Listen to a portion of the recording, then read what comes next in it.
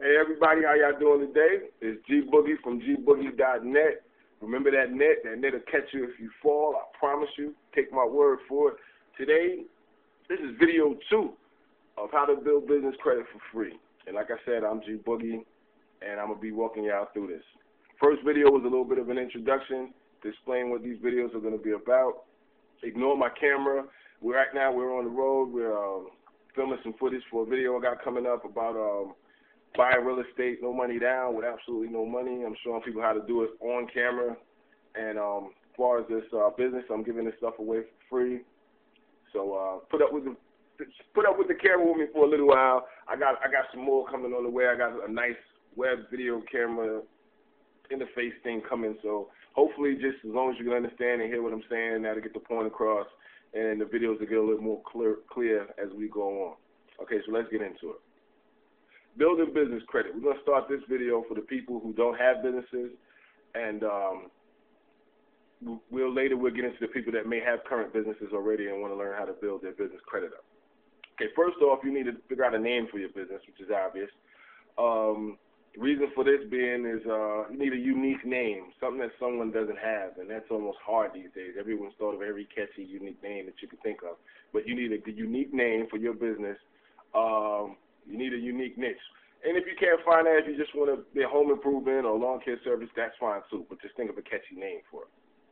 Okay, after you think of the name, you got to figure out if you're going to need licenses for those businesses. Like if you're going to sell, open up a retail store, selling electronics and merchandise, you need a sales tax license. It's government regulated, and I forgot how much it costs. It varies from state to state. But if you open a lawn care service or handyman or home improvement business, all you need is a peddler's license or a general license. Almost how if you see sometimes people on the sides of the highway or in local strip malls out with tables selling goods, ceramics, household supplies, or even puppies and gerbils, hamsters, rabbits. Those people have peddler's license. That's why they're allowed to sit out there, or peddler's permit. They can sit out there as long as they're on city property. They pay taxes for the right to sit there and sell their goods and services. Okay.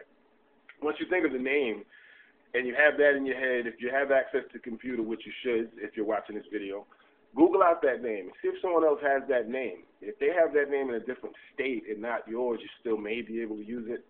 If you can't find the name that you want to use, that doesn't necessarily mean that someone doesn't have it. You have to go to the Secretary of State website and look in the corporation section and type that name in, see if it pops up. 9 times out of 10, if you can't find it there, then it's okay for you to use it.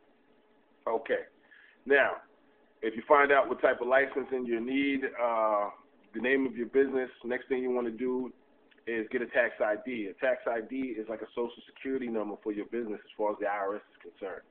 It sets your business apart from you. It's unique. It basically makes your business official. You can obtain a tax ID by many different ways. If you are not, well, obviously you have to be around a computer, but there's a IRS website, where you can go and use the EIN assistant. It walks you through it. In 5 minutes, you'll have your EIN number on the screen. You print it out. You save that information for your personal record. And 3 or 4 days, you'll get the official copy that you can later use to open a bank account or use for business credit and so forth and so on. If you rather call, there's an 800 number where you can obtain your EIN or tax ID number over the phone, and that number is 1-800-829-4933. And that's between the hours of 7 a.m. and 10 a.m. between Monday and Friday, Eastern time. Okay. So now, you got your name, you understand the facts about licensing, even if you Google it out a little bit and get a little more clear on what that is. I won't get into that right now. You have the name. You decide whether you need or what type of license you need, because all businesses you don't need licenses for. You check the availability of it. You went and got your tax ID. After you get your tax ID, we're going to have to get you to set up an email. Most companies that do give credit or extend credit, they like to see professional emails, such as if you have John's Plumbing Supply, they like to see the email say bill@johnsplumbingsupply.com. something like that. But it's not necessarily necessary. We can get into all this later. Immediately, though, you need an email address, whether it's Yahoo, Google, Yahoo, AOL, whatever. You need an email address. After you get the email address, make it as close to the business name as possible. If it is John's Plumbing, try to get John's Plumbing at AOL or at yahoo.com, something close so it still looks professional in some way, you know. You basically what we're doing here is we want to give your business the look and feel that it's been around for a long time, even if it's just popped up. Okay. So now you got the email. What you'll need is a business phone line. If you live with somebody, or if you're in a position where you can't put the phone line in for the residence where you live or the place you live, that's fine. If you can, Embark, AT&T, Sprint, all you have to do is call them, and without any charge, they'll come in and put in a business phone line and also internet for you. No charge up front. You pay your bill when it comes, and this is good because you'll be listed in 411 directory. Excuse me, and that's very important.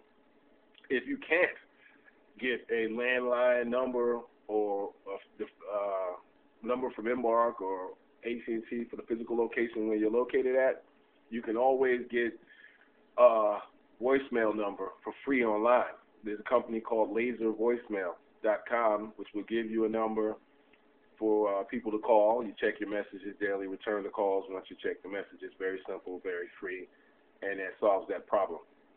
You can also use prepaid phones or voice over IP like Vonage or other services out there that use voice over IP.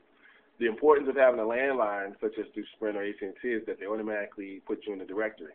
If you use prepaid phone or voice over IP phone, there's a little bit more work going into adding you to a directory.